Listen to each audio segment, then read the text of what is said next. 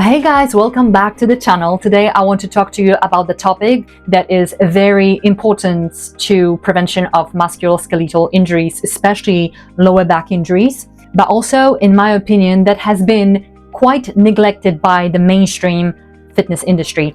And I'm talking about core stability.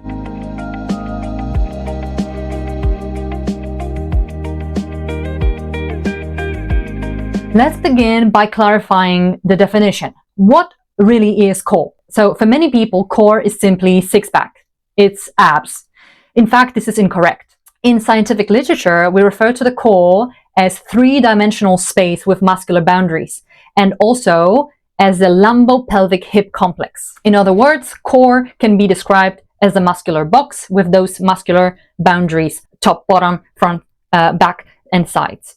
And that muscular box is composed of 29 pairs of muscles that help to stabilize the pelvis and lower back or lumbar spine and the kinetic chain during functional movements. Take a quick look at the anatomy of all these muscles with boundaries such as diaphragm, which is again the muscle that is involved in respiration. That's a main muscle of respiration that sits above your liver on the right and the stomach on the left and has attachment to your ribs. And the floor, the pelvic floor, which will be the base of that muscular box. Think of the muscles that are responsible for urinary continence. Pelvic floor muscles create like a muscular sling suspended between the pubic bone and the tailbone. And also muscles of the abdominal wall, indeed, your transverse abdominis, that a muscle that with horizontal fibers that wraps around that sort of abdomen region, goes all the way to the lower back, to the lumbar spine, but also has attachment to the ilium, to the pelvis. Think of the abdominal obliques that I actually extensively covered in the other video before, so you can learn more about obliques here, and also six-pack, which is the rectus abdominis that has attachments to the ribs and to the pubis. You can see in this image how all the abdominal wall muscles are connected through fascial layers. And posterior region. So we're thinking of our paraspinal muscles like multifidi, rectus spinae. So it's again long band straps of muscles that span all the way from the pelvis along the spine and through the ribs, even some of them to the head. And also QL, the muscle that spans from the 12th rib all the way to the pelvis. And let's not forget the glutes as well. So, knowing what core is, what is core stability then? Core stability is simply the ability to control the position of this region, abdominal and lower back region, and specifically of the lumbo-pelvic hip complex. So the inherent nature of all these muscles would be to create a corset-like stabilization effect around trunk and lower back, spine, and also pelvis. This is important for maintaining neutral spine, where we are best prepared to deal with compressive forces. This is where the disc can cushion and fight gravity and fight axial loading and distribute forces away from the spine. Without these abdominal muscles working properly and doing their job, the spine would become mechanically unstable. Think of weightlifting, deadlifts, squats, picking up the kids, and also gravity. You want these muscles to work to create mechanically stable position. So we want to have good core stability in order to ensure proper force distribution across that region, in order to create maximum force generation with minimal compressive loads on these joints, especially your discs. In other words, if the abdominal musculature or core musculature is not functioning properly, the forces of the lumbar spine would be much higher, potentially excessive, creating potentially more damage in the lumbar spine region. Now, when we're talking about core stability, we may as well explain the concept of intra-abdominal pressure. When you're lifting heavy loads, our trunk muscles, core muscles, convert abdominal and thoracic cavities into nearly rigid walled cylinders that provides increased extrinsic stability and allows partial transfer of load away from your vertebral column. So this is very important for injury prevention and also for protection of your back. Now, when it comes to creating intra-abdominal pressure and lower back pain, there is a condition called Diastasis Recti, which is weakening of the abdominal wall. You may know it as a separation of the abdominal wall anteriorly, so at the front, separation of the six-pack muscles, which would leave a gap on, you know, 1 finger, 2 fingers, 3 fingers. And this is frequently seen in women after pregnancy. For many of them, it takes time for the abdominal wall to kind of seal, come back together. However, we see this separation more and more in middle-aged men and older. And this is also due to, again, increased size of the abdomen.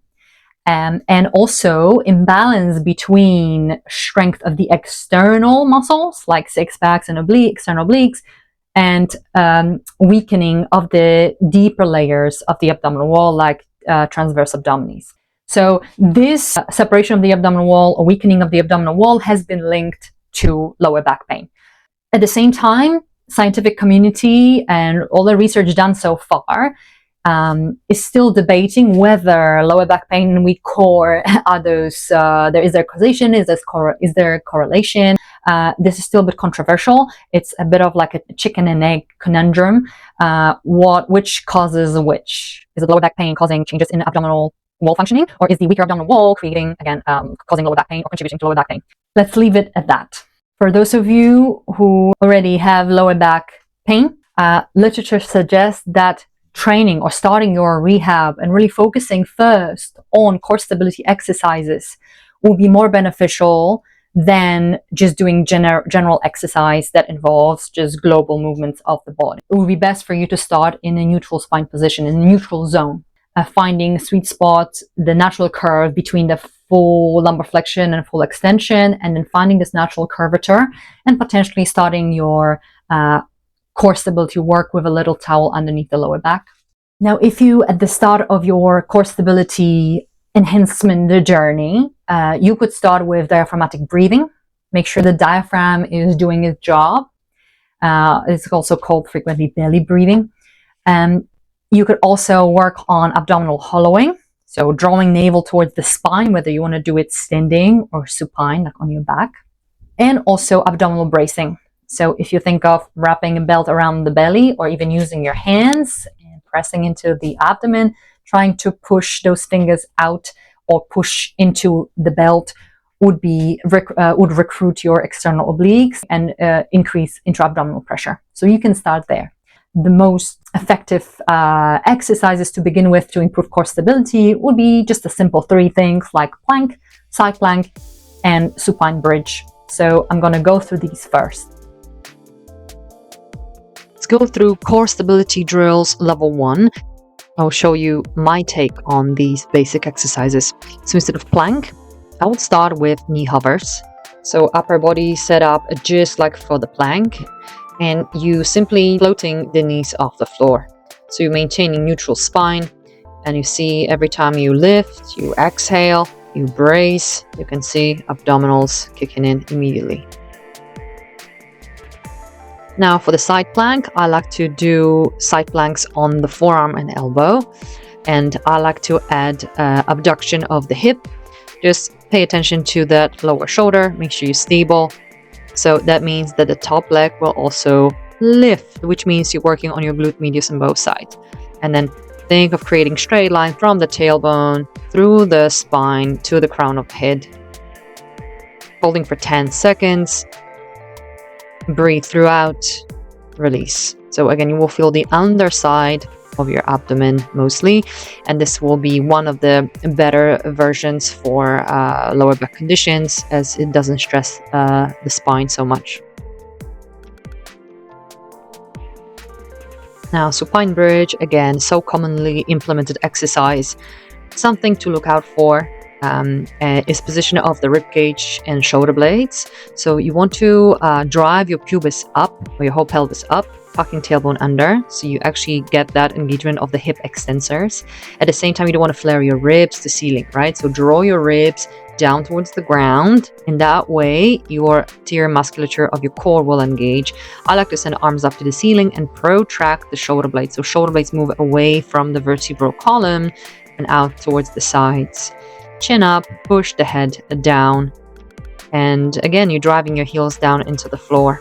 So this is how you set up. Now, I would progress this a little bit and add leg movements or hip movements. So try marching on the spot. So from the bridge, you simply brace, prepare, keeping your hips square to ceiling, and you're floating one leg. So the knee ends up over the hip, and you suddenly may feel alterations in engagement of your core musculature. You want to keep the trunk, the rib cage, position of the lower back exactly the same as if both feet were on the ground. Okay, I would add another one, supine leg pulses. Supine because you're on your back, and pulses because that movement of the leg is very small. As you can see, I have my hands behind my head, but of course you could just use a little cushion. I'm trying to maintain my neutral spine, so you can even slide a little towel under your lower back, so the lumbar spine would not change position. So one foot is on the floor for support, and the other leg is straight in the knee and moves between the level of the ankle and knee of the opposite leg. And of course, you can't go wrong with doing bird dogs, supermans, which is one of the McGill's big three, which will work on paraspinal muscles, but also stabilization of the core. So it's all about, from 4-point kneeling, sending one leg back into extension and the opposite arm overhead, or simply bringing it, lifting it off the ground. So we're looking at stiffness through the midsection, creating stability around the lumbar spine. So don't lift the arm or leg too high, and try to maintain that neutral position of the back. So don't hyperextend, don't let the pelvis rotate. So this again requires a little bit more control and focus and practice. And again, there is progression. What I like to do is to add a bit of challenge by moving arm and leg in horizontal abduction. So I'm moving my leg from that elevated extended position sideways, and I'm doing the same with the arm, which means the limbs are moving, but the trunk stays still. So there's no change. You may actually feel how core recruitment changes a little bit as your arms and legs are moving. Now, the more advanced drills you can do, I will show you now, would involve a little bit more play with reducing stability. So take a look at the following drills and see how you can challenge your abdominal wall and make your core stability program a little bit more fun and a little more challenging.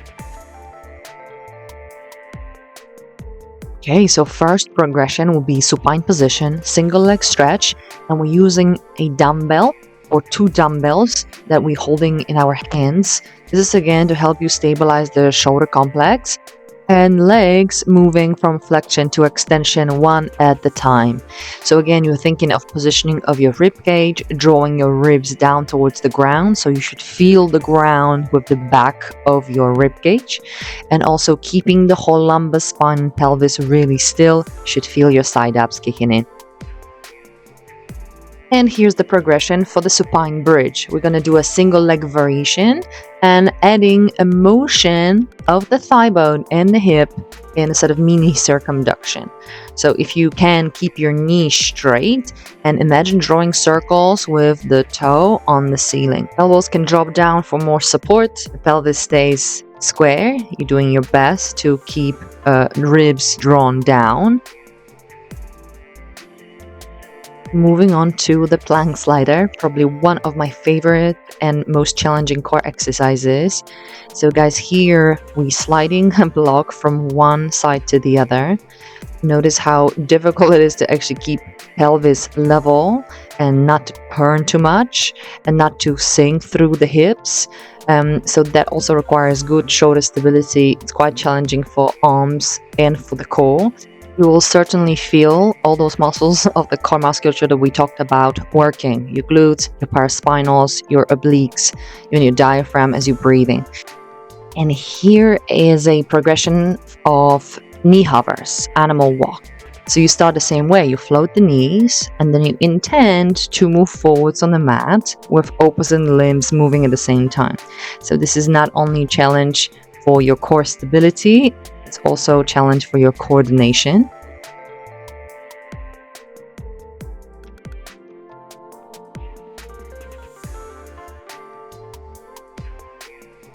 And finally, to even a bigger challenge, this is a progression of a bird dog or Superman, but performed on the forearms and knees down.